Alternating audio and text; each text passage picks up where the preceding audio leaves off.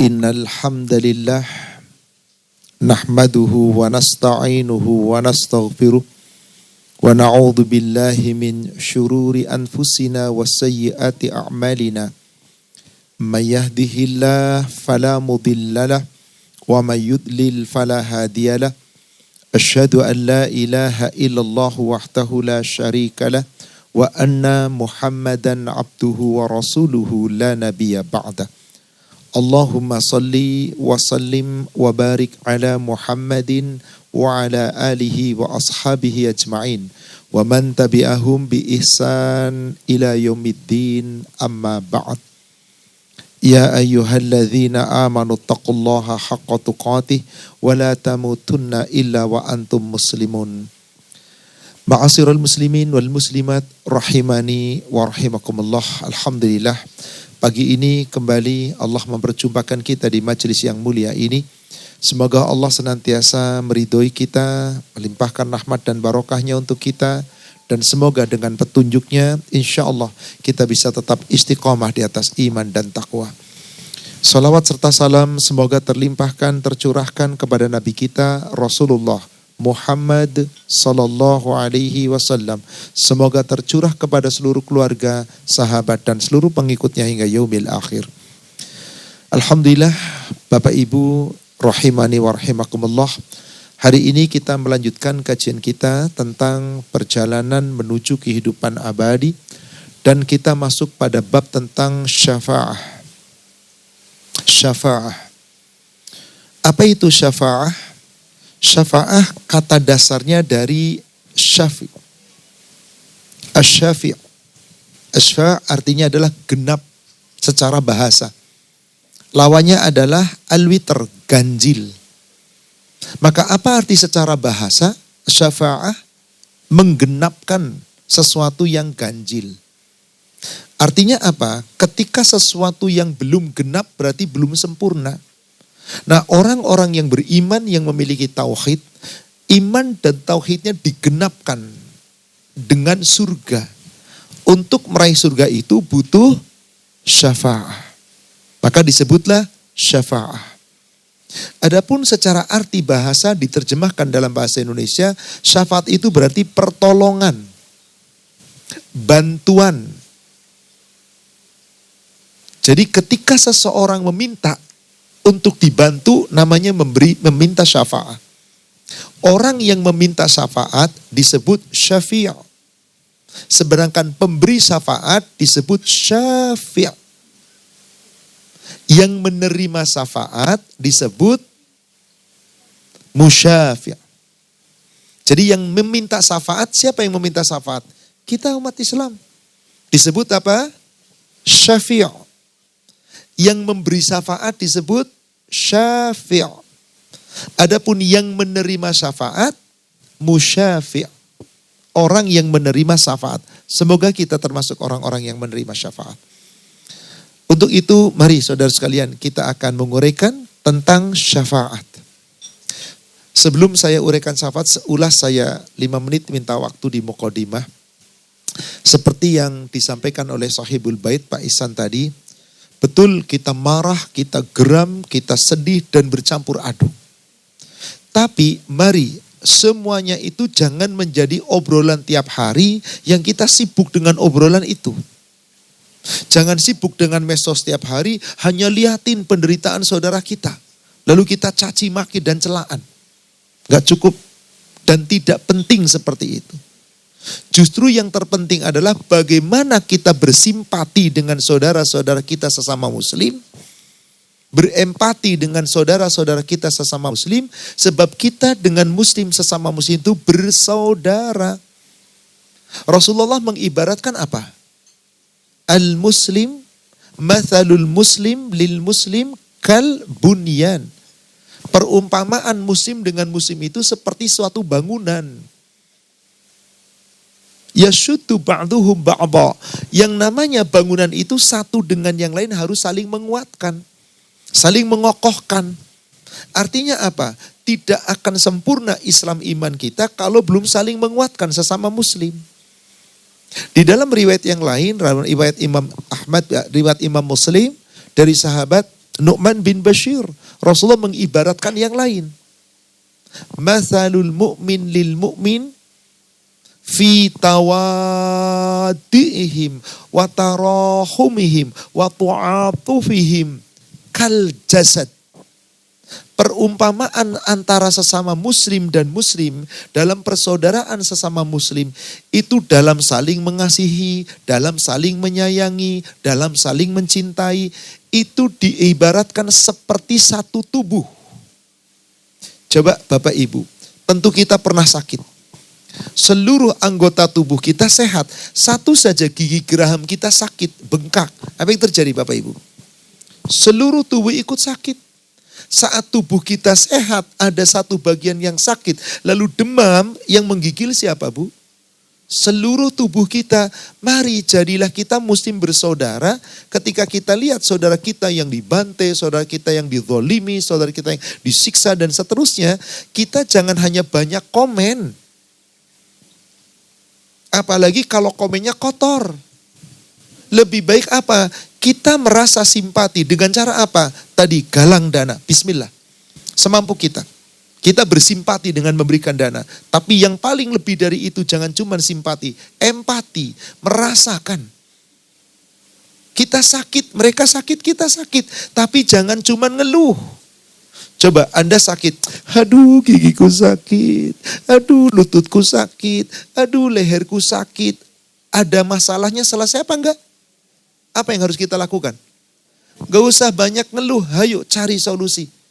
Silahkan berobat, silahkan cari herbal, silahkan dengan ruqyah, silahkan datang ke dokter. Silahkan, itulah upaya. Sekarang mari saudara sekalian, jangan kita banyak ngeluh, jadilah muslim yang kuat. Al-mu'min qawi khairun wa ahabbu ilallah minal mu'mini dha'if. Seorang mukmin yang kuat lebih baik dan dicintai Allah dari mukmin yang lemah.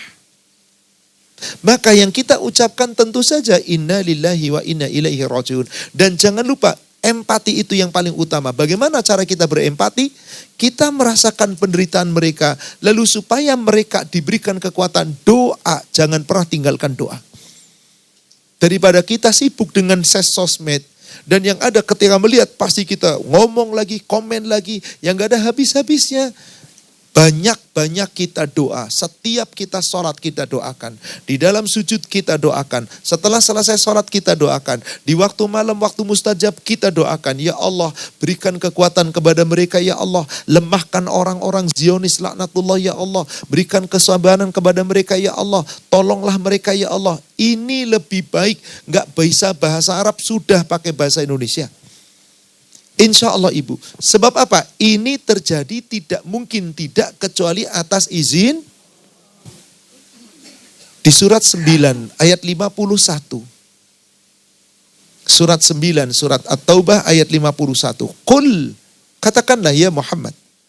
La yusibana illa ma kataballahu lana. Tidaklah akan ada suatu musibah, suatu bencana, suatu keburukan apapun menimpa kepada kami illa ma kataballahu lana. Kecuali ini sudah terjadi dan sudah Allah tetapkan. Sudah Allah tetapkan terjadi atas kami. Huwa maulakum. Dialah Allah penolong kita. Dialah Allah pelindung kita. Dialah Allah penjaga kita. Fani'mal maula wa ni'man nasir. Maka karena Allah itu penbaik-baik penolong, sebaik-baik penolong dan sebaik-baik penjaga kita, ujung ayatnya Allah supaya perintahkan apa? Wa 'alallah falyatawakkalil mu'minun. Hendaklah orang beriman tawakal Allah. Bukti tawakal itu ada usaha, ada action. Jangan hanya keluhan di mulut.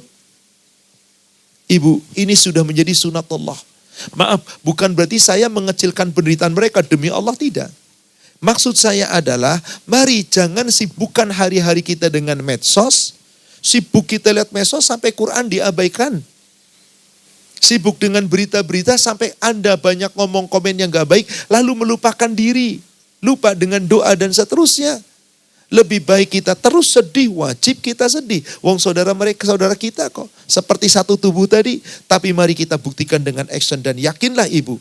Suatu ketika Islam pasti menang. Allah sudah janji. Dan banyak ayat Al-Quran menyatakan itu. Salah satunya Allah firmankan di surat 61 ayat 9. Ini janji Allah yang pasti benar. Huwallazi arsala rasulahu bil huda wa dinil haqq liyuzhirahu ala dini kulli walau karihal musyrikun. Ayat yang sama persis Allah firmankan pula di surat At-Taubah, surat 9 ayat 33. Ayat yang sama persis Allah firmankan pula di surat Al-Fat, surat 48 ayat 28. Hanya beda di ujung ayatnya. Wa kafa billahi syahida. Dengan ayat ini, Bapak Ibu yakinlah suatu saat Islam pasti menang. Kapan saatnya? Wallahu a'lam. Serahkan kepada Allah. Yang penting mari kita sungguh-sungguh wajahidu fillahi haqqa jihadi. Bersungguh-sungguh berjihad di jalan Allah dengan sebenar-benarnya. Sesuai kemampuan. Ingat sekali lagi. Mari kita berbagi, mari kita berdoa, mari kita senantiasa mendoakan. Dan mari kita bersimpati dan berempati. Semoga simpati kita, empati kita meringankan beban mereka. Dan semoga Allah akan membalas kita. Dan terutama mereka yang gugur di jalan Allah, mereka telah diberikan penghiburan oleh Allah. Mereka tidak mati. Bahkan jangan kamu katakan mereka itu bukankah Allah firmankan demikian? Al-Baqarah 154. Ali Imran 169. Tegas sekali ayatnya. Fala taqulu liman yuqtalu fi sabilillahi amwat bal ahya'u walakin la tash'urun. Jangan pernah kamu katakan orang-orang yang mati, gugur di medan perang, gugur dalam membela agama Allah, mereka itu mati. Jangan. Bahkan mereka itu hidup. Kalian saja tidak menyadari.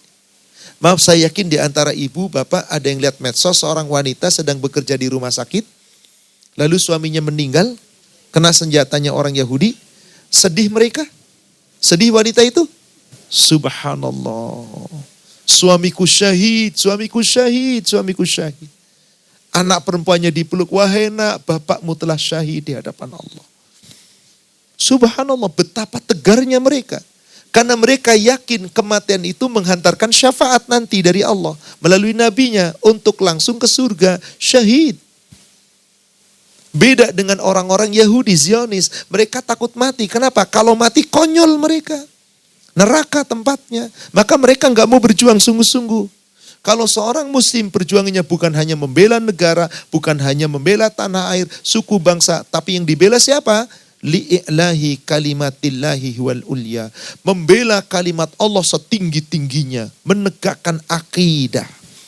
Maka Allah katakan mereka tidak mati. Dan jangan kamu katakan, jangan kamu kira. Kalau tadi di surat Al-Baqarah 154, jangan kamu katakan. Kalau di ayat 169 surat Ali Imran, wala tahsabanna alladzina qutilu fi sabilillahi amwata. Jangan kamu mengira bahwasanya orang-orang yang mati gugur di jalan Allah, mereka telah mati. Jangan kamu kira. Apa kata Allah di ujung ayatnya? Bal ahya'un 'inda rabbihim yurzaqun. Bahkan sesungguhnya mereka itu hidup di sisi siapa? Subhanallah, para syahid pejuang di sisi Allah itu hidup di sisi Allah. Namanya harum, pahalanya merimpah ruah, ampunan diberikan. Maka nanti Allah kasih yurzakun, diberi rizki. Apa rizkinya? Surga. Jadi saran saya secara pribadi, saudaraku seiman, Bapak Ibu yang semoga dirahmati Allah. Mari kita bersedih boleh. Kita terus kecewa dengan perbuatan mereka boleh. Tapi gak perlulah kita komentar sana sini. Kenapa negara Islam gak bersatu? Kenapa negara Arab? Gak usah ngomong ibu. Mau ditanya kayak apa Anda gak bakal dapat jawabannya. Paling nanti komen orang ini sibuk komen. Lihat TV nyari komen kesana kemari. Dia sibuk komentar tapi ibadahnya melempem. Ngapain? Yuk mari kita teguhkan diri kita sendiri. Mari kita perbaiki amal ibadah kita. Kita perteguh ibadah kita. Tujuan kita ingin mendapatkan syafaat. Insya Allah nanti dengan syafaat itu kita bisa bersama dengan para syahid di sisi Allah. Insya Allah. Baik, sekarang kita akan mulai membuka bahasan tentang syafaat. Salawat serta salam semoga terlimpahkan, tercurahkan kepada Nabi kita Rasulullah Muhammad sallallahu alaihi wasallam. Semoga tercurah kepada seluruh keluarga, sahabat dan seluruh pengikutnya hingga yaumil akhir. Bapak Ibu, Rasul sallallahu alaihi wasallam sudah diperintah oleh Allah sejak beliau dakwah menyampaikan kebenaran, memperingatkan kaumnya agar jangan sampai nanti tidak mendapat syafaat. Mari kita buka sebagai muqaddimah surat Al-An'am, surat 6 ayat 51. Surat Al-An'am, surat 6 ayat 51. A'udzu billahi minasyaitonir rajim. Wa anzir bihil ladzina yakhafuna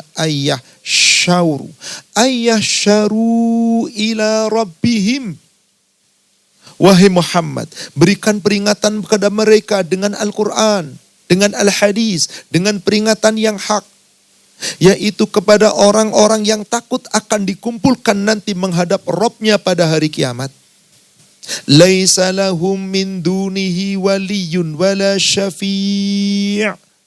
Di mana nanti pada hari kiamat tidak ada bagi mereka penolong, tidak ada pelindung, dan tidak ada pemberi syafaat selain Allah. La'allahum yattaqun, agar mereka bertakwa. Jadi saudara sekalian, Allah telah mengingatkan kepada Nabi supaya apa? Hai umat Nabi, hai kita umat Islam, hayo takutlah kamu suatu hari nanti yang tidak ada yang bisa memberi syafaat. Maka sekarang di dunia kita mencari syafaat agar kelak di yaumil akhir mendapat syafaat. Siapa yang bisa memberi syafaat? Hanya Allah. Tidak ada yang bisa memberi pendidikan, pertolongan, tidak ada yang memberi bantuan, kecuali hanya Allah.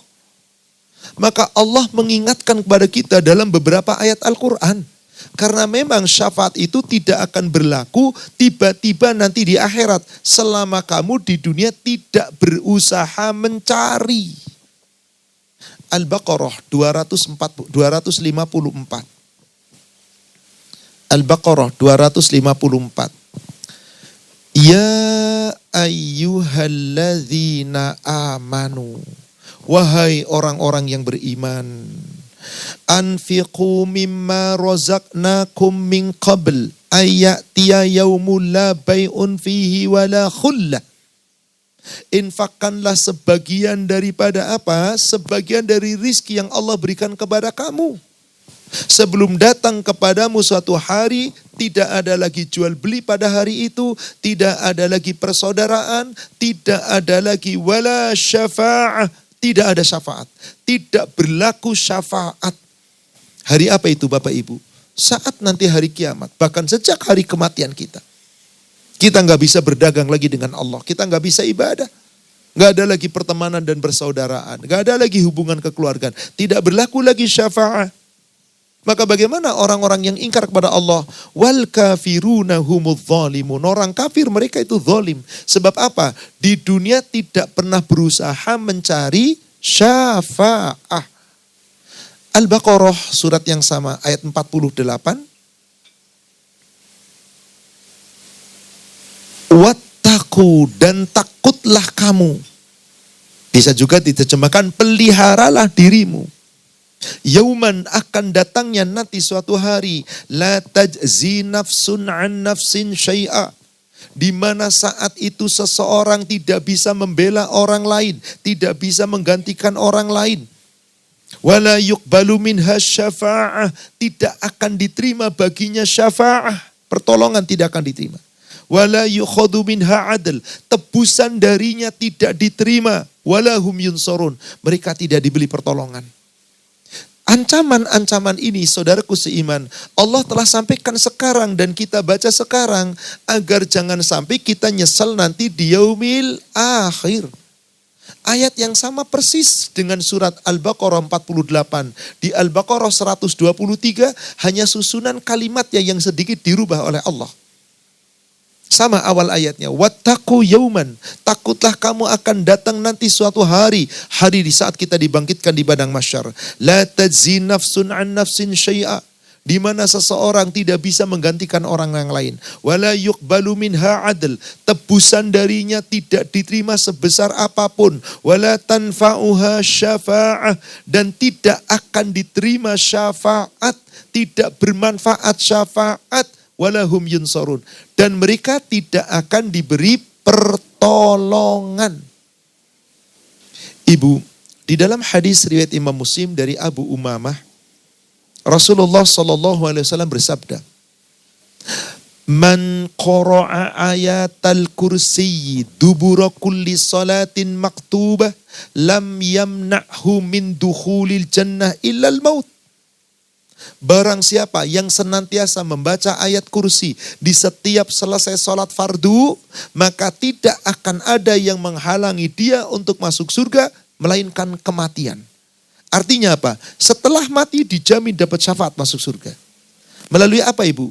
Ayat Subhanallah. Tidakkah kita meninggalkan ayat kursi? Jangan. Tapi cukupkah hanya dibaca? Jangan, dipahami.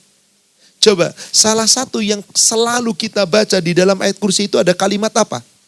Madzalladzi yashfa'u indahu illa bi'id. Tidak akan ada yang bisa memberikan syafaat nanti di sisi Allah, kecuali atas izin Allah. Kalau Allah tidak izinkan, tidak akan berlaku syafaat. Kalau Allah tidak mengizinkan, saudara sekalian, tidak berlaku syafaat. Maka tadi di surat Al-An'am sudah dikatakan apa? Berikan peringatan kepada orang-orang yang takut akan hari nanti saat dikumpulkan di padang mahsyar, yang saat itu tidak akan berlaku syafaat. Dari ayat-ayat ancaman Allah tadi, peringatan Allah tadi, bahwa kita harus mencari syafaat di dunia. Sekarang kita akan coba uraikan tentang syafaat itu tadi. Saudaraku seiman yang semoga dirahmati Allah, syafaat tidak akan Allah berikan kecuali dengan syarat. Syafaat tidak akan Allah berikan kecuali dengan syarat. Apa syarat-syarat seseorang mendapatkan syafaat? Syafaat ada dua macam Bapak Ibu. Ada syafaat yang hak, ada syafaat yang batil. Ada syafaat yang hak, ada syafaat yang batil. Syafaat yang hak itu syafaat dari mana? Syafaat yang datangnya dari Allah atau dari makhluk yang diizinkan oleh Allah memberi syafaat. Adapun syafaat yang batil dari mana? Dari makhluk-makhluk selain Allah yang tidak pernah diberi izin oleh Allah. Para berhala, sesembahan selain Allah, atau orang-orang yang berlaku kesyirikan. Tidak akan ada, dan itu batil. Saya tidak membahas syafaat yang batil. Kita bahas syafaat yang hak. Syarat mendapat syafaat, pertama, orang yang akan memberi syafaat telah mendapat izin dan ridho Allah. Ini syarat pertama Pak. Orang yang akan memberi syafaat atau yang akan memberi syafaat harus mendapat izin dan ridho dari Allah. Kalau Allah tidak izinkan, Allah tidak ridhoi, tidak akan ada yang bisa memberi syafaat. Kedua, yang menerima syafaat atau yang diberi syafaat itu pun harus didapat izin oleh Allah, diizinkan dan dapat ridho. Dan itu hanya untuk orang-orang ahli tauhid. Bukan pelaku maksiat, pelaku dosa, pelaku kedzaliman, pelaku kesyirikan. Jadi dua syarat inilah syafaat yang hak. Andai kata dua syarat tidak terpenuhi, maka syafaat itu batil. Andai kata syarat itu tidak terpenuhi, maka syafaat itu adalah batil. Sekarang kita lihat beberapa ayat terkait dengan syafaat itu. Mari kita buka Az-Zumar surat 39 ayat 43 dan ayat 44.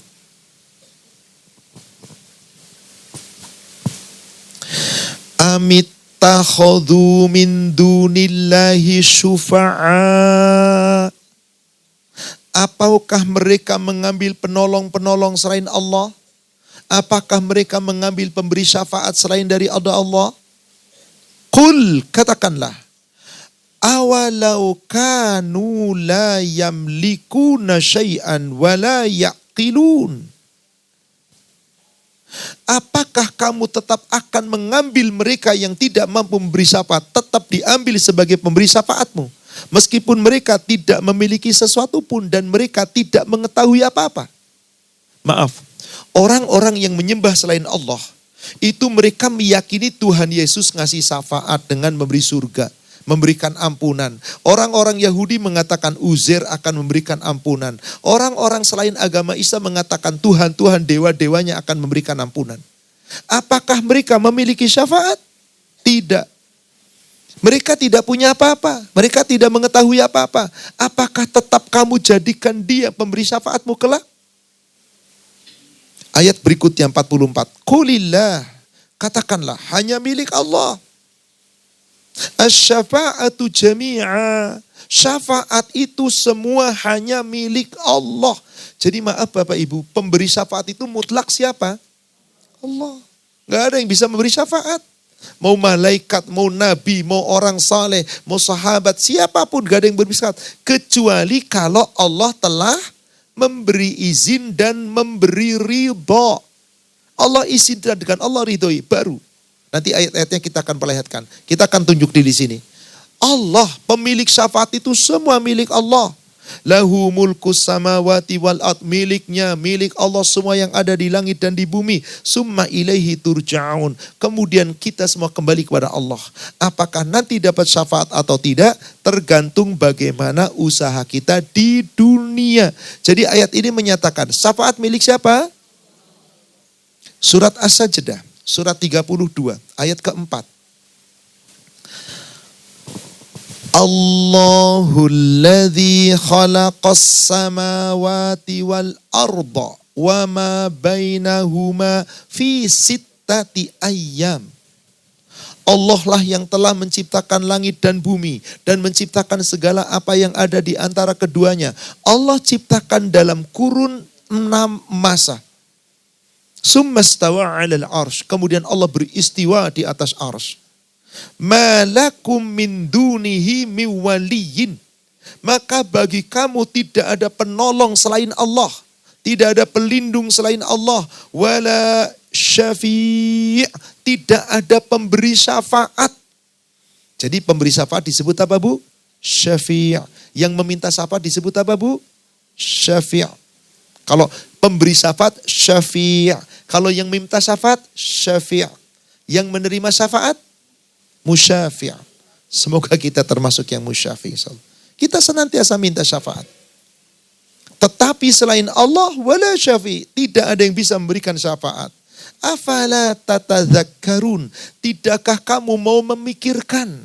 Tidakkah kamu mau mengingat? Tidakkah kamu sekarang berusaha mencari syafaat?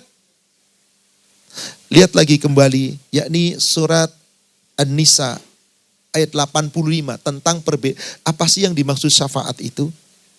Ibu, syafaat itu di akhirat atau di dunia? Bisa dua-duanya. Hanya kalau di dunia itu syafaat makhluk dengan makhluk. Manusia dengan manusia. Kalau di akhirat hanya murni syafaat Allah. Tapi kan manusia bisa memberi kalau Allah izinkan. Tapi di dunia manusia memberi syafaat tanpa izin Allah bisa enggak? Bisa enggak? Coba perhatikan surat 4 ayat 85. Man yashfa' syafa'atan hasanatan yakun lahu nasibum minha. Barang siapa yang memberikan syafaat dengan suatu syafaat kepada orang lain, yakni menolong orang lain dengan sebuah pertolongan, kalau itu hasanatan, kalau itu yang baik-baik, maka orang yang memberi syafaat akan mendapatkan pahala dari orang yang diberi syafaat. Sama persis. Jadi bisa nggak orang memberi syafaat yang baik-baik? Bisa nggak syafaat yang buruk diberikan oleh orang pada orang lain? Bisa sekali Ibu. Coba lihat lanjutannya. Wa may yashfa' syafa'atan sayyi'atan. Barang siapa yang memberikan syafaat, pertolongan yang buruk, maka yakun lahu kiflum minha. Orang yang memberi syafaat yang buruk akan mendapatkan dosa seperti yang diberikan syafaat tadi. Maaf, Yang namanya koruptor, kong kali kong untuk dapat korupsi itu sendirian atau kerjasama. Ada yang nerima syafaat, ada yang memberi syafaat. Yang nyogok memberi syafaat, yang nerima sogokan menerima syafaat. Jadi ada syafaat buruk. Ada orang mencuri saling syafaat, ada Pak. Kamu di motor ya, nanti kalau pas dikejar, aku lari langsung naik motor, cabur. Jadi yang di motor nungguin, dia sedang mau nolong yang menerima syafaat. Yang ditolong sama akan berbuat jahat, dua-duanya sama-sama dosa. Tapi kalau kita memberikan syafaat yang baik, mari Bapak Ibu, kita berikan syafaat saudara-saudara kita muslim yang sedang dalam keadaan kesulitan. Si manapun, dia apapun, nanti Allah yang akan menolong kita. Allahu fi aunil abdi, maka al abdu auni fi auni akhi. Allah akan selalu menolong seorang hamba selama hamba itu mau menolong saudaranya. Hadis sahih riwayat Imam Muslim dari Abu Hurairah. Artinya sepanjang kita menolong yang baik-baik di dunia nanti akan dapat syafaat yang baik. Tapi kalau menolong yang buruk-buruk nggak dapat syafaat nanti di yaumil akhir. Jadi sesungguhnya mutlak syafaat di sisi Allah itu di yaumil akhir. Tapi di dunia bisakah manusia saling memberi syafaat? Bisa. Tapi syafaatnya apakah yang baik, apakah yang buruk? Nanti Allah lihat. Kalau syafaat yang baik, Anda akan dapat syafaat yang baik nanti di sisi Allah. Kalau syafaat yang buruk, Anda akan tertimpa beban dosa seperti apa yang Anda perbuat. Dan yang diperbuat oleh orang yang ditolong oleh Anda. Wa kanallahu ala kulli syai'in muqita. Dan sungguh Allah itu atas segala sesuatu betul-betul maha kuasa. Artinya manusia tidak boleh berbuat seenaknya. Karena sadar bahwasanya kelak pemberi syafaat di yaumil akhir hanyalah Allah. Maka saat Anda ingin memberi syafaat di dunia, syafaatlah syafaat yang baik. Jangan tolong menolong dalam keadaan yang buruk. Maka ada ayat kan di Penggalan surat 5 ayat kedua di bagian ujung.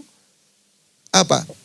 Wa ta'awanu 'alal birri wat taqwa wa la ta'awanu 'alal ismi wal udwan. Saling tolong menolonglah kamu dalam kebaikan dan dalam ketakwaan. Dan jangan tolong menolong dalam keadaan apa? Dosa dan permusuhan. Tolong menolong dalam keadaan iman dan takwa. Tolong menolong dalam keadaan kebaikan. Jangan tolong menolong dalam keadaan keburukan. Ayat berikutnya, surat Ghafir atau surat Al-Mu'min, surat 40 ayat 18. Wa anzirhum yaumal azifati idil qulub. Dan berilah mereka peringatan akan hari yang semakin dekat. Itu hari kiamat, hari kematian, hari yang kita tidak pernah tahu kapan akan menimpa kita. Baik itu kiamat sughra, kiamat kubra, di mana pada hari itu adalah hari saat itu ketika menyesak sampai di kerongkongan. Ibu, sakratul maut itu bukankah kerongkongan begitu sulit untuk bernapas, untuk mengambil sesuatu? Bukankah begitu sempitnya, begitu sesaknya?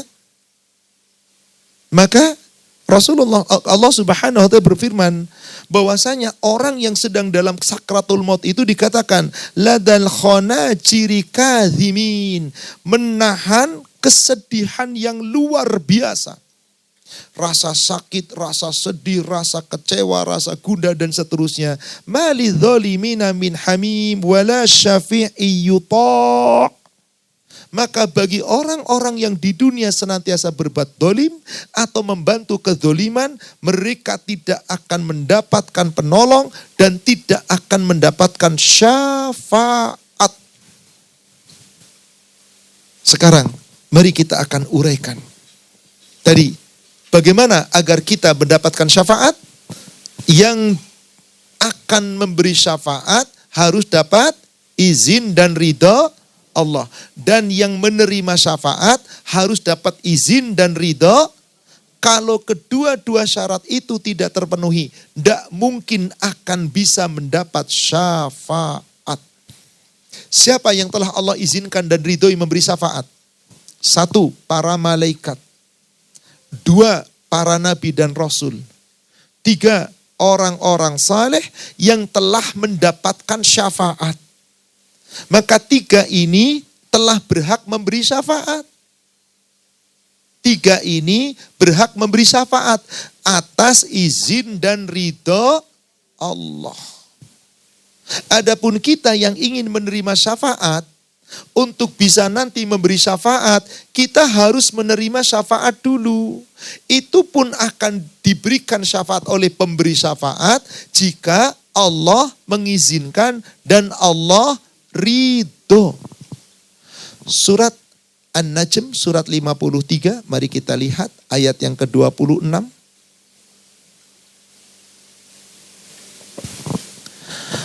Wa kam mim malakin fis samawati la tughni syafa'atuhum syai'ah. Betapa banyaknya malaikat-malaikat yang ada di langit. Malaikat ingin memberi syafaat, tetapi syafaat mereka tidak berguna sedikit pun. Illa kecuali mim ba'di ayyadzanallahu liman yasha'u wa yarda. Setelah Allah memberikan izin kepada mereka dan Allah ridho kepada mereka untuk memberi syafaat. Malaikat yang tidak pernah durhaka saja ibu, yang telah diberikan oleh Allah hak untuk bisa memberi syafaat, tidak seenaknya memberi syafaat. Harus apa bu? Minta izin dulu sama Allah. Minta ridho dulu sama Allah. Ketika Allah izinkan dan Allah ridho, baru malaikat bisa memberi syafaat. Syaratnya yang akan diberi syafaat, dapat izin pula dan dapat ridho pula. Kalau tidak, tidak bisa. Kita lihat lagi. Surat Saba, surat 34 ayat 23.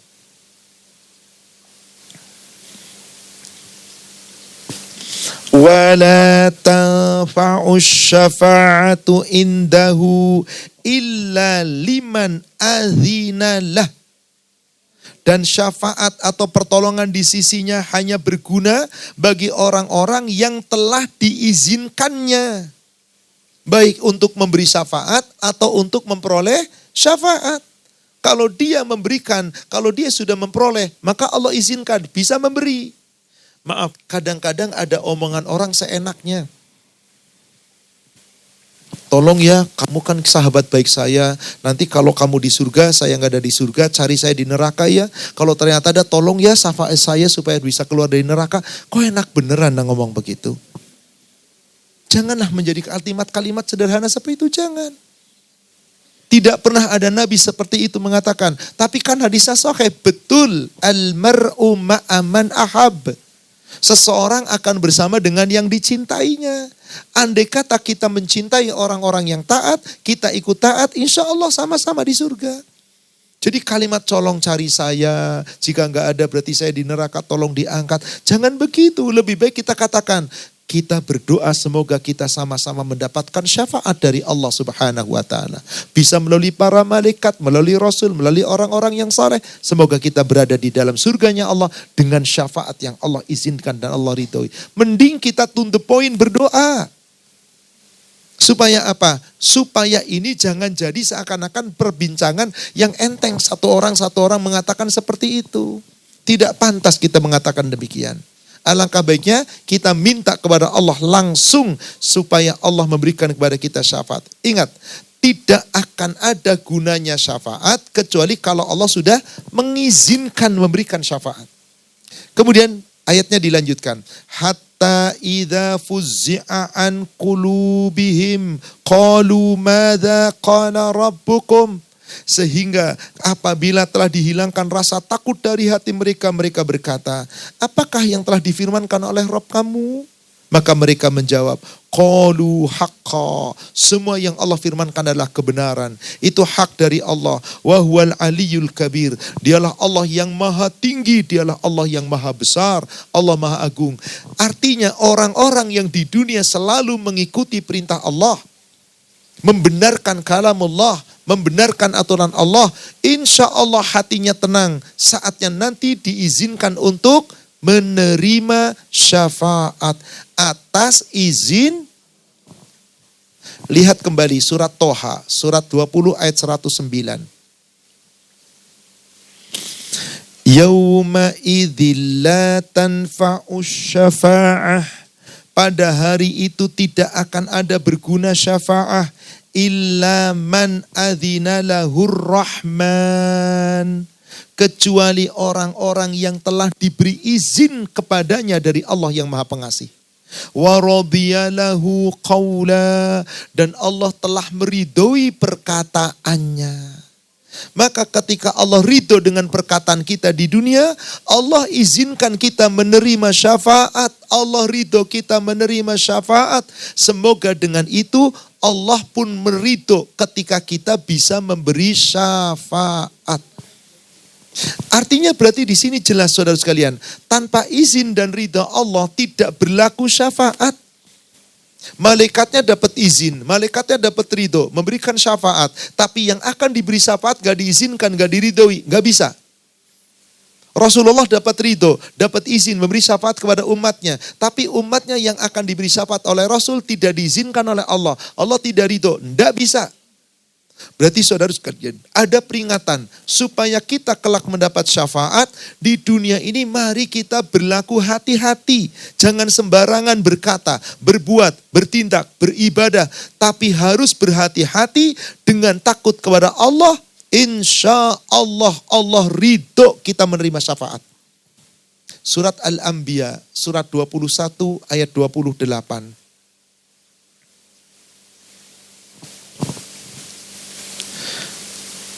Ya'lamu ma baina aydihim wa ma khalfahum wa la yashfa'un. Dan dia Allah mengetahui apa yang ada di depan kamu, apa yang ada di belakang kamu. Para malaikat penjaga kita, malaikat yang mengurusi amal kita, yang mencatat amal kita, yang akan terjadi pada kamu, yang telah terjadi pada kamu. Allah tahu yang kamu tidak tahu. Wala yashfa'un, dan tidak akan ada berguna syafaat illa limanir tadha, kecuali bagi orang-orang yang telah mendapat ridho. Mereka bisa nerima syafaat sehingga mereka bisa memberi syafaat. Kenapa Allah ridho kepada mereka mendapat syafaat, Ibu?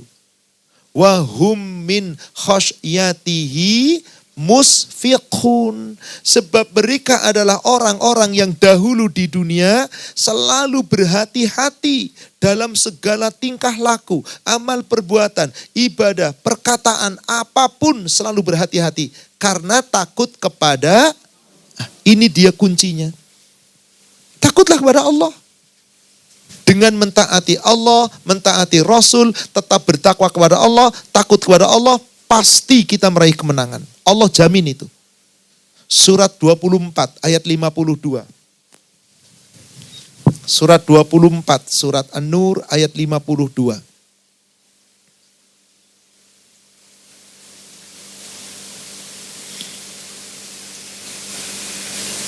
May yuti'illaha wa rasulahu wa yahshallah wa yattaqhi faulaika humul faizun. Siapa yang mentaati Allah, yang mentaati Rasul dan hanya takut kepada Allah dan bertakwa kepadanya saja, maka mereka itu orang-orang yang meraih kemenangan, meraih keberuntungan. Mereka akan mendapat surga. Syafaat Allah berikan. Karena ada proses. Jadi saudara sekalian, siapa orang-orang yang kelak akan mendapat syafaat?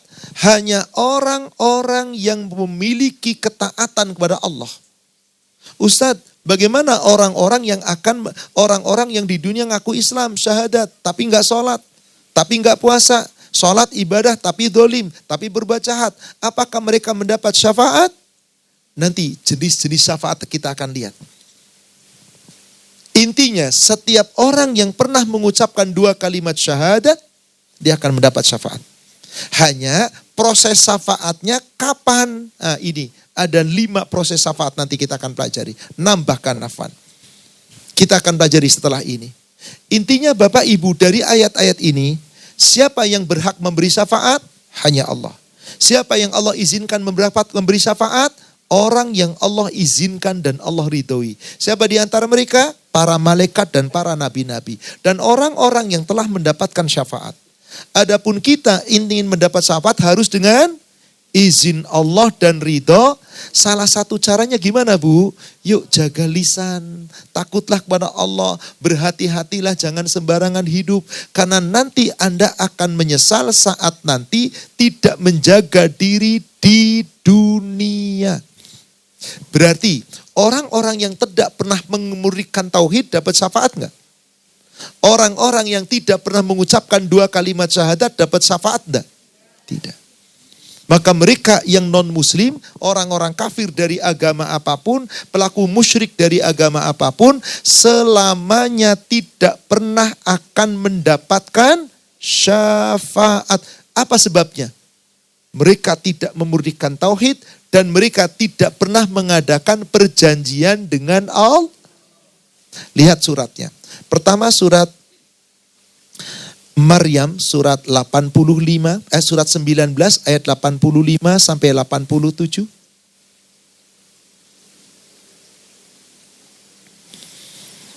Yauma nahsyurul muttaqina ilar rahmani wafda. Ingatlah pada hari ketika Allah mengumpulkan orang-orang bertakwa, mereka dikumpulkan kepada Allah yang Maha Pengasih bagaikan kafilah rombongan yang terhormat. Bagaimana orang-orang yang durhaka? Ayat ke-86-nya.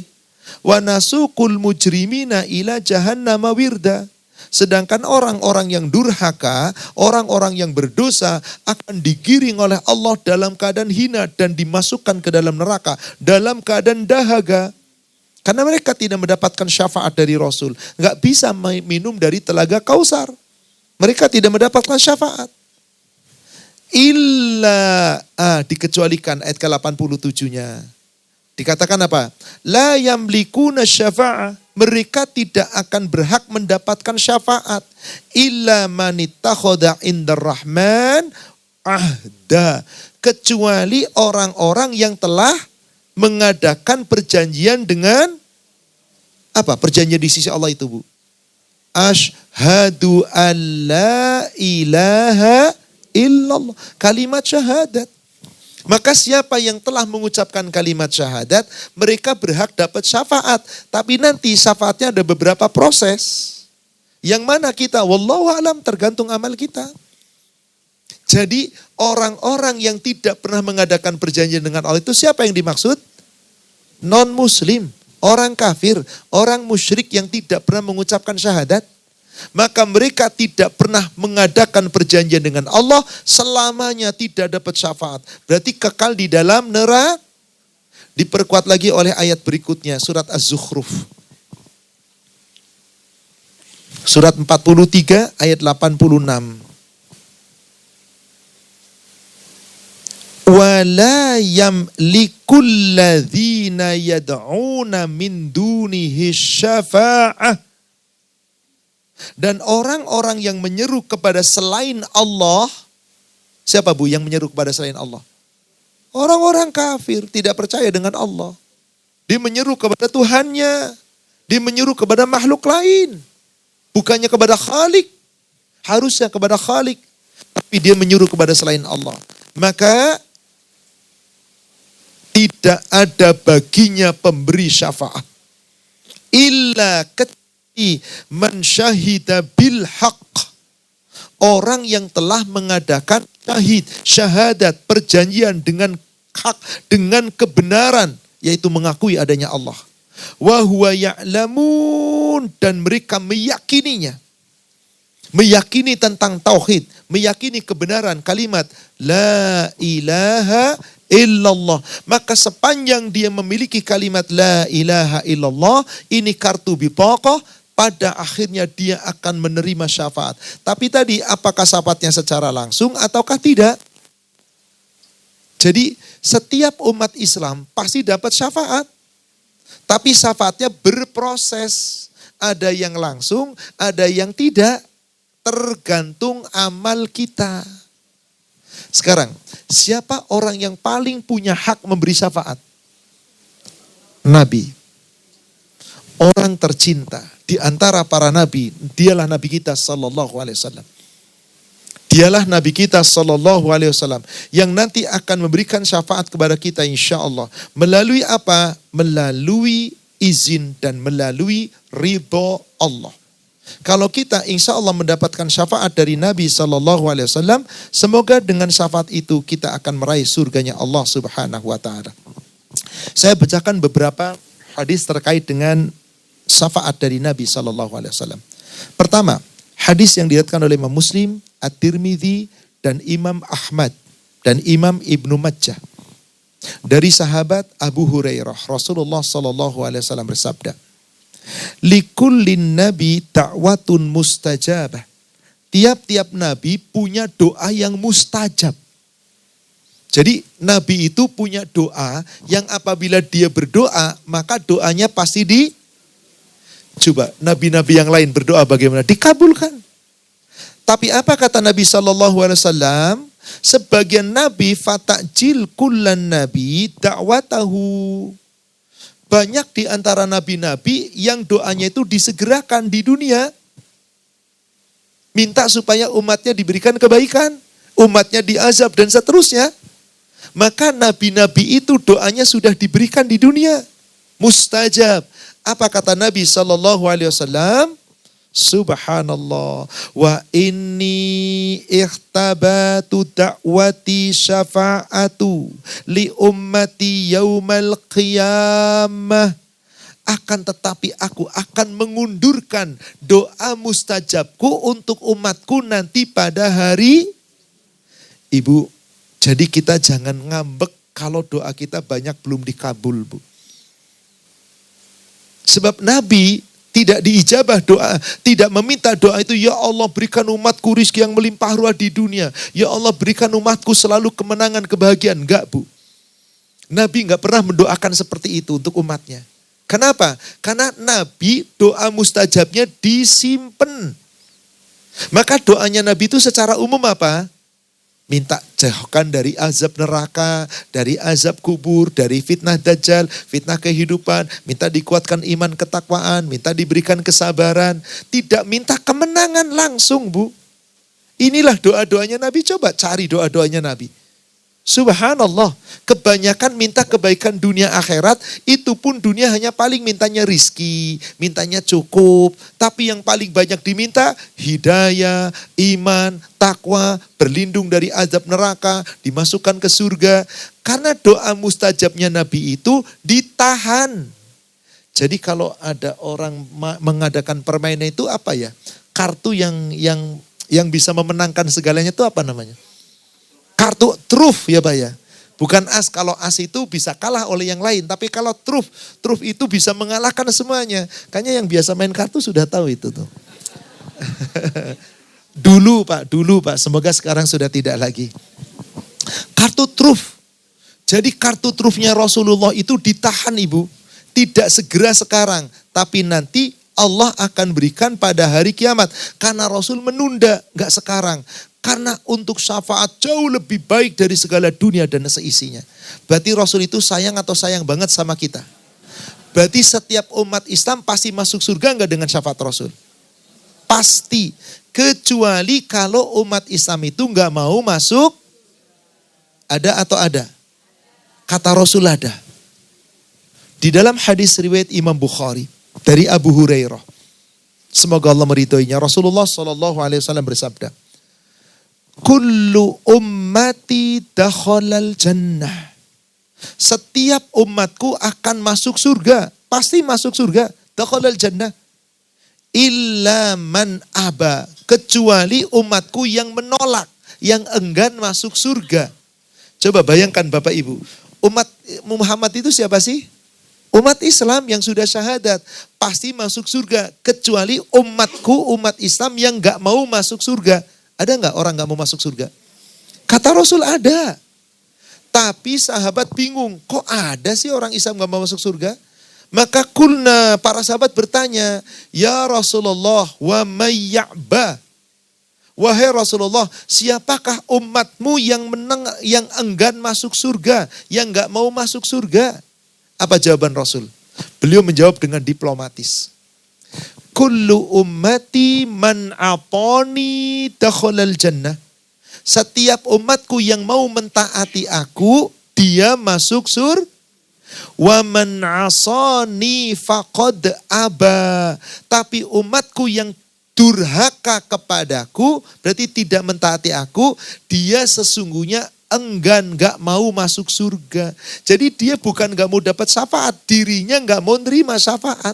Dengan tidak mentaati roh, maka untuk dapat syafaat harus dengan dapat rahmat Allah. Rahmat Allah diraih dengan cara apa, Bu? Surat 3, 132. Wa atiullaha wa rasulah, taatilah Allah dan Rasulnya, la'allakum turhamun, supaya kamu mendapatkan rahmat.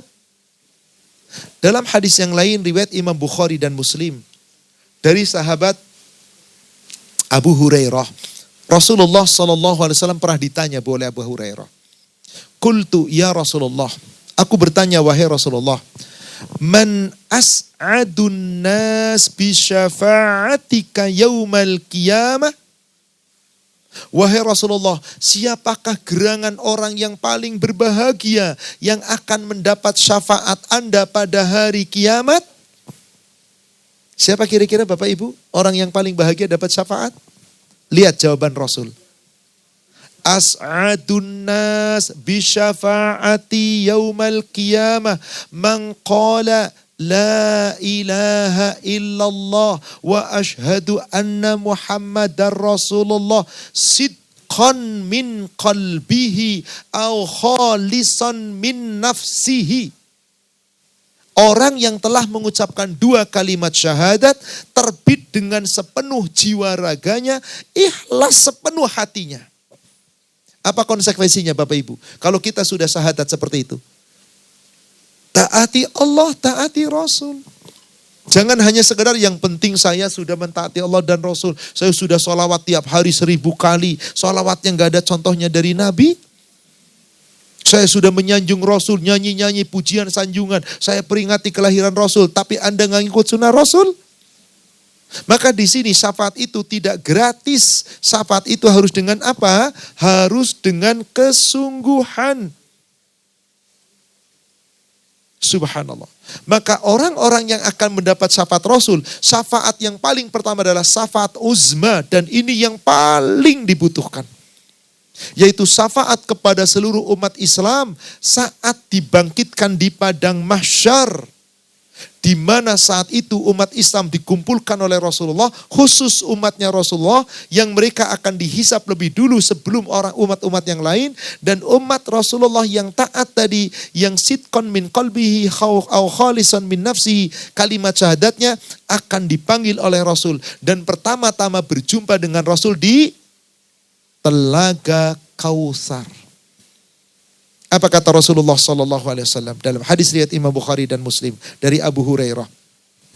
Inna haubi ab'adu min ailah min adan. Sesungguhnya telagaku di surga nanti di padang mahsyar, luasnya itu bagaikan ailah dan aden. Jarak yang sangat jauh. Dan dikatakan oleh Rasulullah, la huwa asyaddu bayat minas salji. Airnya telagaku itu lebih jernih daripada air salju. Kalau kita lihat air salju dicairkan seperti ini putihnya. Jernih, lebih jernih dari air ini, Bu. Lebih jernih dari air ini. Kemudian apa? Wa ahla minal asali bil laban. Rasanya lebih manis daripada madu bercampur susu. Wala yantahu aktsaru min adalin nujum. Dan bejana-bejananya lebih banyak dari bintang-bintang di lautan, di langit. Maka siapa umatku yang meminum 1 teguk saja nikmatnya air telaga Kautsar tadi, tidak akan haus selamanya sampai selesai hisab. Padahal boleh jadi hisab kita beratus-ratus tahun. Boleh jadi puluhan tahun. Boleh jadi bertahun-tahun. Siapa yang minum keluar dari telagaku, maka tidak pernah akan haus selamanya sampai diselesainya hisab. Jadi ibu bapak, saat nanti kita dihisab tuh gak ada yang jualan air mineral. Gak ada. Gak ada yang ngider, Bu. Gak ada, kita gak bisa bawa duit. Maka tadi ancamannya, takutlah hari di saat nanti tidak ada syafaat. Tapi mintalah sekarang kita kepada Allah melalui Rasulnya, melalui malaikat, melalui orang-orang yang saleh. Agar kita mendapatkan syafaat. Maka dari hadis-hadis ini dan ayat-ayat tadi, kita akan coba uraikan tentang jenis-jenis syafaat. Tentang model-model syafaat. Syafaat terbagi menjadi 5 bagian. Pertama tadi, syafaat yang pertama adalah syafaat khusus. Itulah yang disebut syafaat uzma. Syafaat yang paling agung. Dan ini khusus siapa? Untuk umatnya Rasulullah Sallallahu Alaihi Wasallam. Inilah syafaat yang pertama. Di mana nanti umat Islam yang benar-benar syahadatnya terpenuhi tadi, dapat syafaat uzma dari Nabi, mereka akan menemui Nabi di mana? Di telaga Kausar. Aku tunggu kalian di telaga Kausar, kata Rasulullah SAW. Kemudian yang kedua, syafaat untuk memasukkan kaum ke surga tanpa hisab. Umat Islam yang dimasukkan ke surga tanpa hisab. Siapa mereka? Kata Rasulullah, yang tidak pernah minta diruqyah, yang tidak pernah percaya dengan tatoyur, yang tidak pernah berobat dengan tusukan besi panas, atau kalau modern sekarang operasi. Mereka wa ala rabbihim yatawakkalun, hanya tawakal kepada Allah. Dan ternyata yang berhak masuk surga tanpa hisab ini hanya sedikit. Hanya sedikit. Coba di surat Al-Waqi'ah Ibu. Di surat Al-Waqi'ah. Dari ayat 10 sampai ayat 14. Was-sabiquna as-sabiqun ulaikal muqarrabun fi jannatin na'im thullatum minal awwalin wa qalilum minal akhirin. Siapa tuh Bu? Orang-orang yang didekatkan oleh Allah langsung ke surga? Yang mendapatkan surga, yang mendapatkan kenikmatan. Di ayat 13 dan 14-nya siapa tuh? Sullatum minal awalin, sebagian besar orang-orang terdahulu. Siapa dia? Para sahabat, tabi'in dan tabi'ut tabi'in. Wa qalilum minal akhirin, dan sebagian kecil dari orang umat yang akan datang. Siapa umat yang akan datang? Ini kita nih. Jadi banyak gak yang masuk surganya tanpa hisab? Sedikit sekali. Inilah syafaat kedua. Dan ini hanya Allah berikan melalui Rasulullah SAW. Dan Allah izinkan dan Allah ridhoi bagi orang-orang yang keislamannya sempurna. Tauhidnya sempurna. Yang tidak pernah dikotori dengan kesyirikan. Sebagian besar para golongan sahabat. Dan sebagian kecil dari orang-orang yang terdahulu. Syafaat ketiga. Untuk kaum yang ditetapkan masuk ke dalam neraka. Tetapi atas izin Allah melalui syafaat Nabi, karena orang ini mendapatkan memiliki kebaikan-kebaikan. Belum lagi nanti doa anak yang soleh. Apalagi kemudian sedekah jariyah yang terus mengalir pahalanya. Maka orang ini akan mendapatkan Nabi SAW sehingga mereka akan masuk surga yang harusnya ke neraka.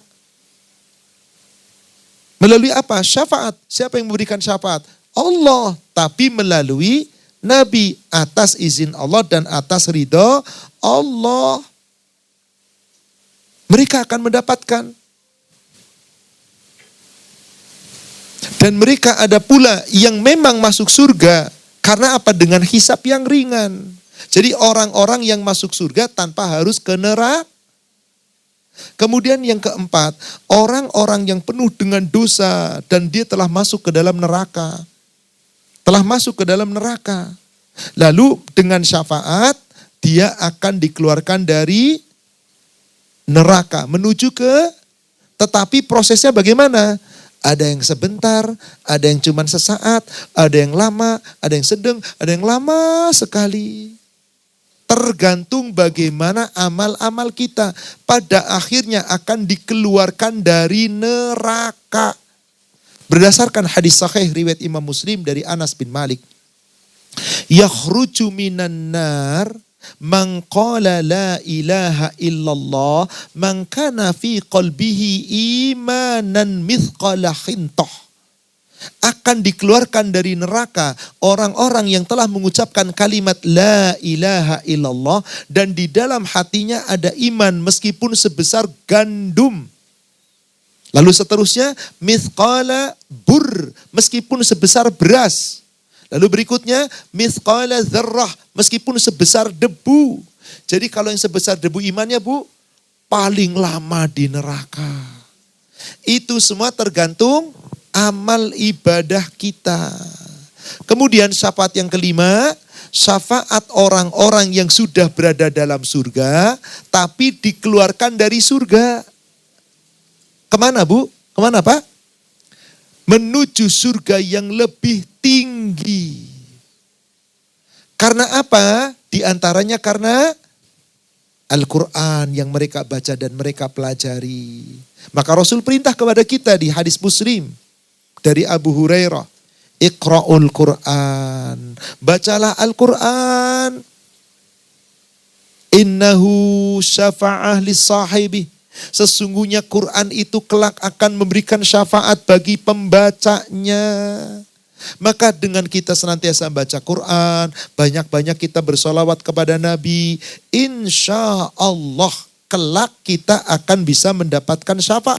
Semoga syafaat itu diangkat bukan dari neraka, tapi dari surga dikeluarkan menuju ke surga yang lebih. Itulah cara memberi syafaat, cara syafaat didapatkan. Adapun bagaimana kita bisa memperoleh syafaat? Tadi bisa syafaat melalui Quran, bisa syafaat kita melalui ibadah saum, bisa kita syafaat melalui apa? Melalui ibadah salat, bisa syafaat melalui doa orang-orang yang saleh, melalui doa ketika kita disolatkan jenazahnya, dan seterusnya. Semuanya itu adalah atas upaya kita di dunia. Maka yang berupaya dengan baik dengan di dunia, insya Allah mereka akan mendapatkan syafaat. Tapi ingat yang perlu dicatat. Semuanya itu tidak akan berlaku di akhirat jika kita di dunia tidak pernah berusaha. Untuk apa? Untuk mendapatkan syafaat. Wallahu a'lam. Demikian Ibu, Bapak, jamaah sekalian yang semoga dirahmati Allah. Kajian kita pada pagi hari ini, insya Allah semoga bahasan tentang syafaat ini bermanfaat untuk kita. Tentang syafaat ini semoga kita betul-betul bersungguh-sungguh. Ingat tadi peringatan Allah. Ittaqu yauman la tajzi nafsun an nafsin syai'a wa la yuqbalu minha adl wa la tanfa'uha syafa'ah wa la hum yunsarun. Berarti tidak berlaku syafaat kecuali kita harus di dunia berusaha. Wallah, silakan Bapak mau bertanya. Assalamualaikum warahmatullahi wabarakatuh. Waalaikumsalam warahmatullahi wabarakatuh. Berdasarkan hadis-hadis yang ada, sebenarnya sepatu bisa dibagi dua macam, Ustaz. Pertama, syafaat langsung dari Allah. Kedua, syafaat melalui makhluk Allah, dengan izin Allah bisa memberikan syafaat gitu. Pertanyaan saya, bagaimana caranya mendapatkan syafaat langsung dari Allah? Syafaat langsung dari Allah ini berdasarkan hadis Bukhari Muslim kan, bahwa Allah mengeluarkan sekelompok orang dari neraka. Itu langsung artinya syafaat itu langsung dari Allah. Allah mengeluarkan langsung sekelompok orang dari neraka ke surga. Nah, bagaimana caranya mendapatkan syafaat itu yang langsung dari Allah? Kemudian untuk syafaat melalui perantara makhluk Allah itu adalah intinya adalah mendapatkan ridho dari Allah. Nah, bagaimana caranya untuk mendapatkan ridha dari Allah gitu? Assalamualaikum warahmatullahi wabarakatuh. Waalaikumsalam. Mohon maaf, sebetulnya yang Bapak tanyakan sudah dijelaskan dengan rinci, Pak. Sudah dijelaskan dengan detail dari awal, Pak. Sungguh sudah dijelaskan. Mungkin Bapak tadi terlambat atau kurang menyimak, wallahu a'lam. Sudah jelas sekali pemberi syafaat itu hanya Allah. Tapi Allah tidak pernah memberikan secara langsung. Allah memberikannya melalui makhluk yang diizinkan dan diridhoi. Siapa tadi? Para malaikat, para nabi, orang-orang yang soleh yang telah mendapatkan syafaat. Bagaimana caranya? Tadi kita harus taat, takut kepada Allah. Kita harus menjaga. Kata Rasulullah apa tadi? Ucapkan syahadat dengan ikhlas. Berarti amal soleh yang dilakukan dengan mengharap ridha Allah. Itulah kunci kita bisa meraih syafaat. Takutlah kepada Allah sehingga kita berhati-hati. Itulah kunci kita mendapatkan syafaat. Wallahu a'lam. Demikian. Silahkan yang lain. Silahkan ukhti. Mohon jika ada mic diberikan kepada ukhti di tengah.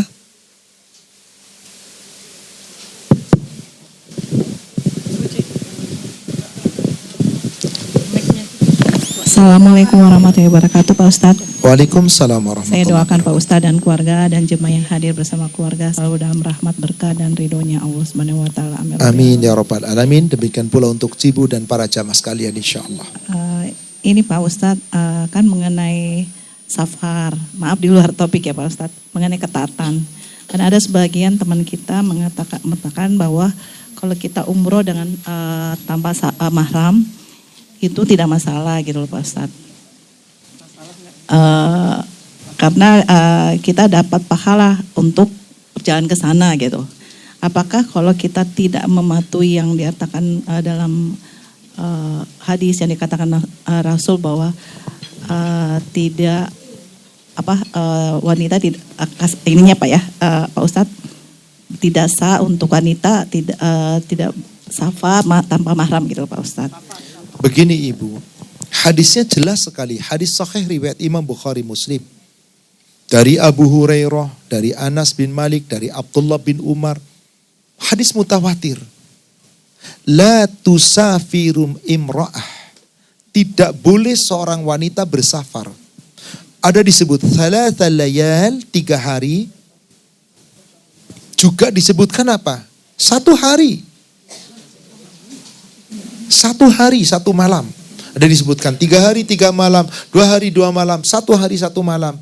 Illa ma'adhi mahram. Kecuali dia bersamanya ada mahram. Bukankah ada riwayat sahih dari Muslim, dari Abdullah bin Mas'ud.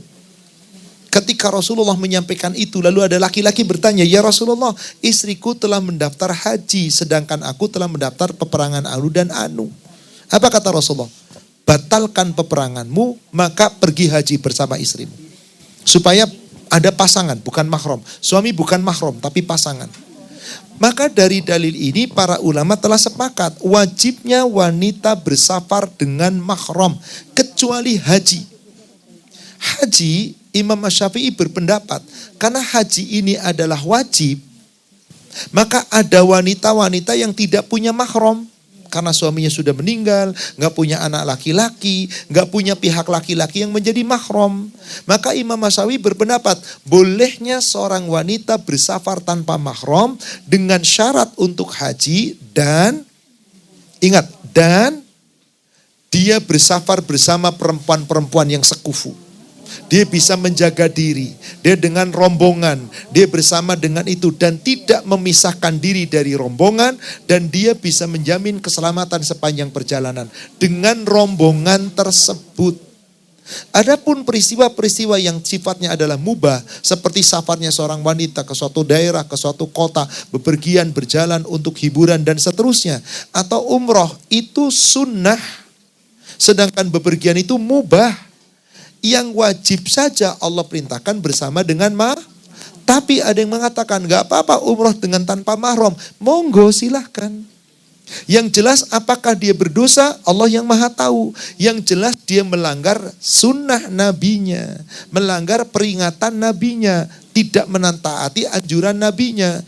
Tapi kan yang namanya orang umroh berjalan ke sana dapat pahala, pasti pahala. Jangan khawatir. Asal ikhlas, asal benar umrohnya, melakukan dengan sesuai sunnah Rasul. Tapi apakah nanti pahalanya itu bisa mengalahkan dosa melanggar sunnah Rasulnya? Wallahu a'lam. Yang jelas umrohnya tetap berpahala, tapi melanggar sunnah Rasulnya ada resiko Wallahu a'lam. Demikian Ibu. Silakan Umu tadi di tengah.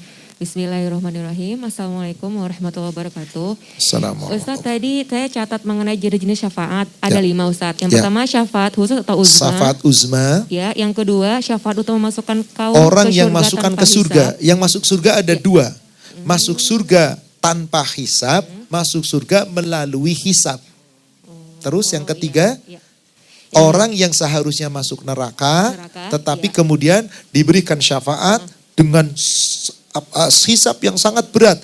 Ada yang mereka tertahan di Al-A'raf, ada yang tertahan di Qantarah, pada akhirnya masuk surga. tanpa harus ke neraka. Yang keempat, ke neraka Neraka dulu, dulu, ya. baru dikeluarkan dari neraka atas izin Allah. Pemberi syafaatnya Allah, tapi melalui syafaat Rasulullah. Yang kelima, di surga, dikeluarkan dari surga, taruh menuju surga yang lebih tinggi. Demikian jenis-jenis syafaat. Syukur Ustaz. Wah, iya. Terus pertanyaan saya Ustaz, baca Al-Quran sesungguhnya akan memberikan syafaat. Nah Ya. ini Ustaz, apakah hanya dengan membaca ataukah dengan hafalan Ustaz? Sehingga kita bisa sesuai dengan... Kalau kita merujuk dalil sahih riwayat Imam Muslim, perintahnya iqra'ul Qur'an. Qara'a, baca. Karena sesungguhnya Quran akan memberikan syafaat bagi pembacanya. Membaca saja sudah memberikan syafaat. Tapi kalau kita ingin Quran itu menjadi pedoman hidup, menjadi cuklak, menjadi pelajaran, cukupkah dibaca? Hadir di majelis taklim, kita kaji Al-Quran. Di rumah kita baca sendiri nggak apa-apa. Tapi kita ikut kajian, buka juga Al-Quran. Jadi ada saatnya kita membaca, tujuannya adalah sekedar membaca untuk sampai dihatamkan. Kemudian yang kedua, pelajari Al-Quran. Jadi dua-duanya kita jalan. Jangan pula hanya mempelajari data tapi nggak baca juga jangan. Hanya membaca nggak mempelajari juga jangan. Kedua-duanya kita baca. Adapun hadis tentang syafaat, Rasul perintahkannya iqra'ul Quran, bacalah Quran. Hanya bedanya begini, Rasul menyampaikan hadis ini di hadapan siapa? Para sahabat. Sahabat orang apa? Orang Arab. Bahasanya bahasa apa? Mereka baca Quran sudah pasti ngerti nggak artinya minimal? Pasti. Kita orang apa? Indonesia. Baca Quran ngerti enggak? Kalau begitu supaya bisa mengerti kayak orang Arab, bacalah dan baca terjemahannya. Adapun saat kajian kita tadabbur, kita mempelajari. Demikian, wallahu a'lam. Syukur jazakallahu khair Ustaz. Wa iya. Silakan berikutnya jika masih ada di sini. Silakan akhi. Mau nanya, kan di apa? Nanti ada golongan juga yang dihalangi untuk meminum dari telaga Kausar. Mohon dijelaskan Ustaz. Jazakallahu khair. Salah satu yang dihalangi oleh Rasulullah ketika mereka mendekat, Rasul mengatakan suhqan suhqan, suhqan suhqan. Diusir oleh malaikat, diusir. Rasul mengatakan dia umatku. Dia umatku. Suhqan suhqan. Pergi, pergi, pergi. Ya Muhammad, kamu tidak tahu sepeninggalmu. Apa yang terjadi? Lahum badala dinahum. Mereka telah mengganti agamanya. Maaf, apa yang dimaksud mengganti agamanya? Bukan murtad. Mereka telah menjalankan agama tidak sesuai dengan ajaran agama. Maaf, antum sekolah pakai seragam warna putih. Kan ada emblem-emblem, ini apa, ini nomor SMA dan seterusnya begitu kan. Lalu antum pakaiannya sama tapi ditempel-tempel yang lain. Dengan model yang lain tidak sesuai dengan sekolah. Anda mengganti atau menukar? Kalau menukar ditukar lain. Kalau mengganti masih sama bentuknya tapi tidak sesuai dengan aturan. Maka di antara mereka adalah, maaf, para pelaku bid'ah yang telah mengganti agamanya. Maka tiap pagi kita diperintah Rasul membaca doa. Pagi itu apa? Doa sore apa? Asbahna ala fitratil Islam, ala kalimat wa ala kalimatil ikhlas, wa ala dini nabiyyina Muhammadin, wa ala millati abina Ibrahim. Jadi kalau mengganti agamanya tidak sesuai dengan agama Nabi dan tidak sesuai dengan milah Ibrahim, dia telah mengganti agama. Tapi agamanya Islam apa enggak? Islam, tidak ditukar, Islamnya tetap. Tapi akidahnya, tata caranya, amalannya diganti. Demikian, wallahu a'lam. Ada lagi? Saya beri kesempatan, satu penanya lagi. Ada? Ustadz Afan ada yang bertanya via Zoom. Mohon izin untuk membacakan. Ustadz, untuk doa di sujud yang tadi sempat Ustadz sampaikan, apakah sebaiknya kita berdoa bebas atau seperti yang telah dibahas di dalam Bulughul Maram, hanya sebatas subhanakallahumma wa bihamdika Allahumma gfirli saja, kita ulang-ulang demikian Ustadz. Sedekat-dekat seorang hamba adalah ketika sujud. Perbanyaklah doa dalam sujudmu, niscaya Allah ijabah. Yang Rasulullah baca di antaranya subhanaka Allahumma rabbana wa bihamdika Allahumma gfirli. Ini yang sahih. Sejak Fatu Mekah Rasul baca ini, baca. Ulangi. Bolehkah nambah dengan doa lain? Boleh di saat-saat tertentu seperti ini. Allahumma ansur ihwanana al-muslimin wal mu'minin fi kulli makan, fi Filistin, fi Gaza. Silakan, tapi dengan bahasa yang telah ditetapkan.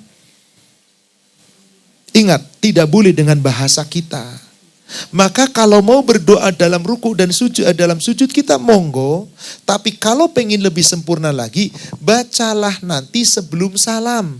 Atau bacalah setelah selesai sholat. Setelah semua yang dicontohkan Rasul kita selesai, Anda sholat ba'diyah, baca, minta kepada Allah meskipun dengan bahasa kita. Minta kepada Allah. Atau sebelum kita sholat dengan bahasa kita, minta kepada Allah. Bukankah doa antara adzan dan iqamah tidak tertolak? Demikian Ibu, wallahu alam. Ada lagi? Ustadz, untuk orang tua yang qadarullah sampai akhir meninggalnya tidak sholat, apakah doa anaknya bisa memberikan syafaat kepadanya? Dan bagaimana nasibnya orang yang suka mempermainkan agama, artinya nanti murtad, nanti masuk lagi Islam. Apakah akan mendapat syafaat dari Rasul? Baik, tentang orang tua yang gak sholat, kriteria gak sholatnya sampai mana? Totalitas gak sholat? Maka kalau total gak sholat, dia telah kafir, dia telah musyrik. Berdasarkan hadis riwayat Imam Muslim dari Jabir bin Abdullah. Inna baina rajul wa baina syirk wal kufr tarkas sholah. Sesungguhnya penghubung seseorang yang telah mengucapkan syahadat, tapi dianggap syirik dan kafir. Jika total meninggalkan sholat, sama sekali gak sholat. Maka dia kafir. Karena as-sholatu imaduddin.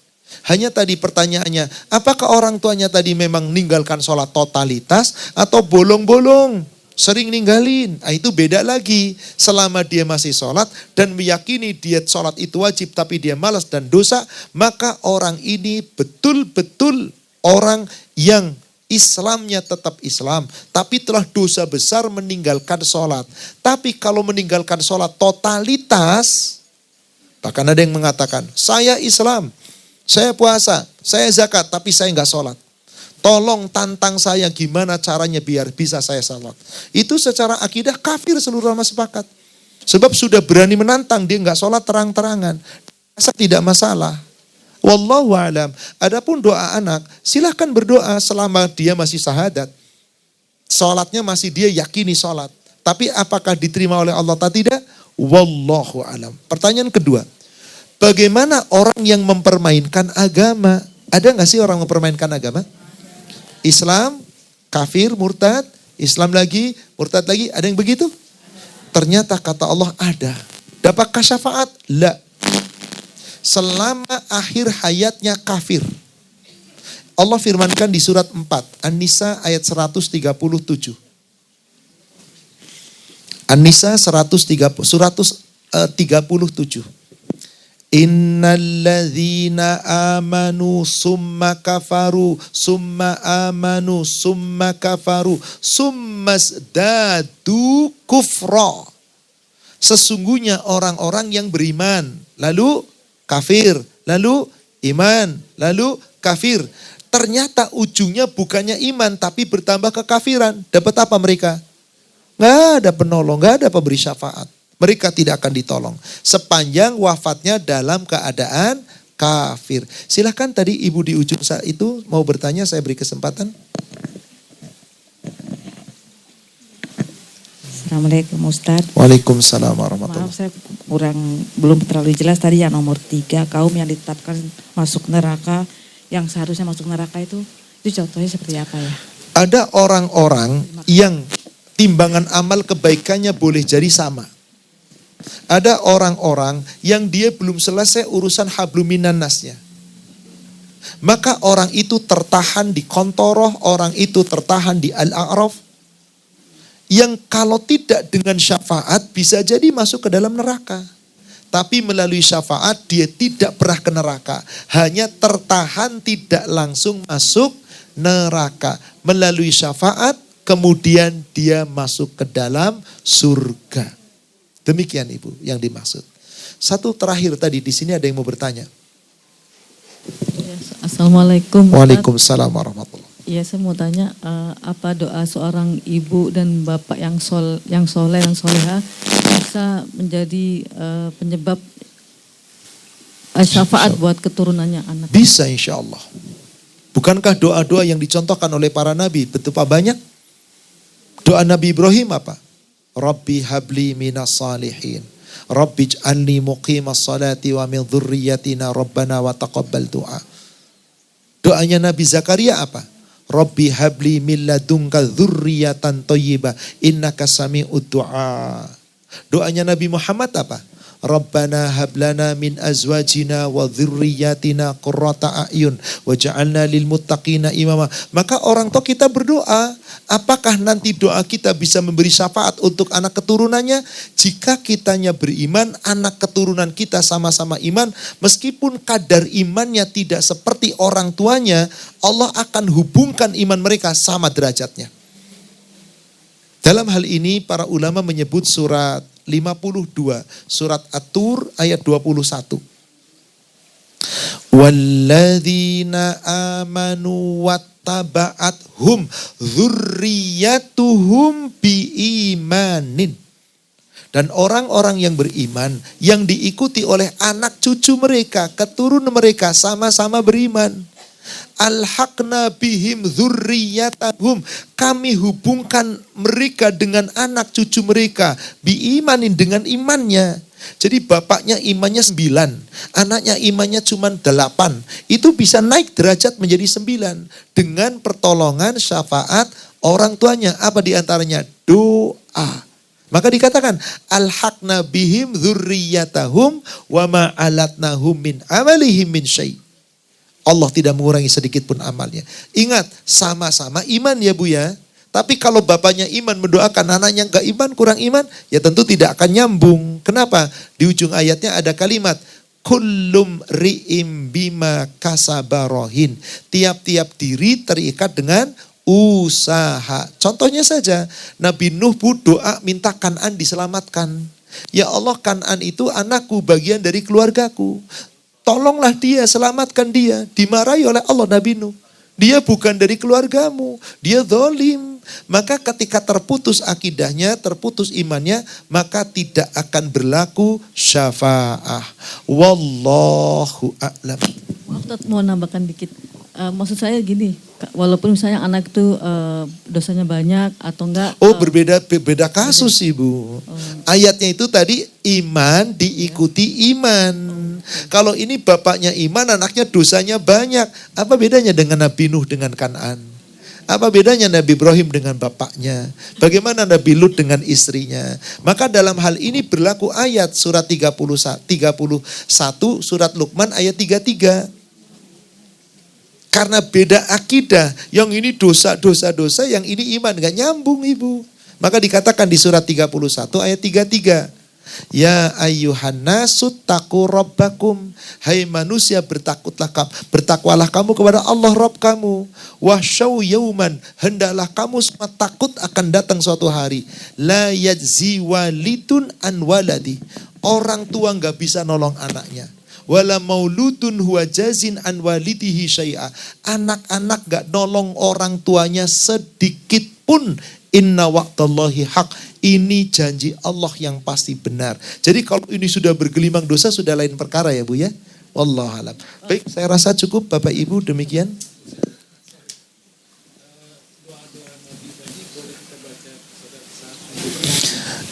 Para ulama sepakat doa-doa yang ada dalam nas Al-Quran maupun dalam nas Rasulullah SAW boleh dibaca dalam sholat. Mau di ruku, mau di sujud, mau dimanapun. Selama bukan baca Quran. Bedakan, bukan baca Quran. Kalau baca Quran itu semua ayatnya dibaca. Tapi kalau membaca doa itu dipenggal. Coba Bapak Ibu saya baca. Rabbana hab lana min azwajina wa dzurriyyatina qurrata a'yun sampai selesai. Saya sedang baca Quran atau sedang berdoa? Berdoa. Kalau baca Quran, Wa minhum may yaquluna rabbana hab lana min azwajina. Saya sedang baca doa apa baca Quran? Rabbana atina fid dunya hasanah sampai selesai. Saya lagi baca Quran atau baca doa? Kalau baca Quran, wa minhum may yaqulu rabbana atina fid dunya hasanah. Kalau saya baca Rabbi habli minas solihin, saya sedang doa atau baca Quran? Tergantung, karena ayatnya cuma begitu. Rabbi habli minas solihin. Kalau saya niatnya doa ya doa. Kalau saya niatnya baca Quran ya berarti terusin baca Qurannya. Rabbi habli minas solihin. Wa basyarnahu bi ghulamin halim. Dan seterusnya. Jadi kalau di ayat itu ada awal ayatnya Pak. Tapi kalau doa, awal ayat dibuang langsung kepada doa. Banyak kan doa dalam Al-Quran? Rabbi auzi'ni an ashkura ni'mataka allati, doa atau baca Quran? Doa. Kalau baca Quran, wa wassaynal insana biwalihi ihsana dan seterusnya. Kalau doanya Nabi Sulaiman, fatabassam dohikan faqal, kemudian membaca doa. Setelah dia tertawa lalu tersenyum lalu berdoa Rabbi auzi'ni an ashkura. Intinya kalau baca Quran itu dibaca utuh satu ayat. Tapi kalau baca doa dipenggal hanya isi doanya. Sepakat ulama halal karena ada nas, doa itu boleh dibaca kapan saja. Boleh di ruku, boleh di sujud, boleh sebelum salam, silahkan. Tapi mencukupkan contoh dari Rasul, cukup Pak. Rasul itu terbaik.